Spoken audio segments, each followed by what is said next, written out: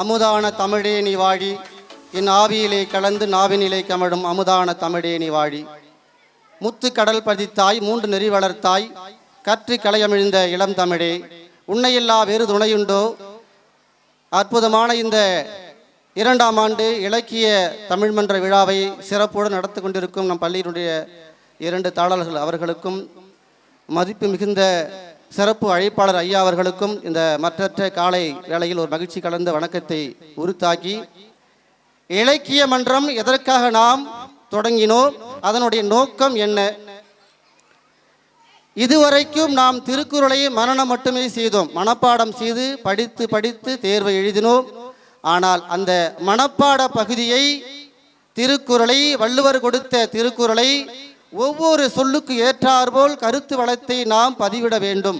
அதனுடைய பொருள் என்ன, அந்த பொருள் அடிப்படையில் நாம் நம்மளுடைய வாழ்வாதாரத்தை மேற்கொள்ள வேண்டும். மாணவர்களே, ஆத்திச்சூடி கொன்றை வேந்தன் சொல்லாத கருத்துக்கள் இல்லை, எளிய முறையில் அத்தனை கருத்துக்களையும் சொன்னது.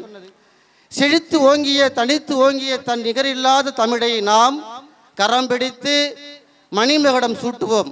அனைத்து மாணவர்களும் ஒவ்வொரு நாளும் தங்களுடைய வண்ண அட்டையில் தமிழ் சார்ந்த அத்தனை கருத்துக்கள் இருந்த ஒற்றை சொல் வார்த்தையிலிருந்து, ஓரெழுத்து ஒரு மொழி சொல்லிருந்து வண்ண அட்டையில் நம் பள்ளி வளாகம் முழுக்க நிரப்ப வேண்டும்.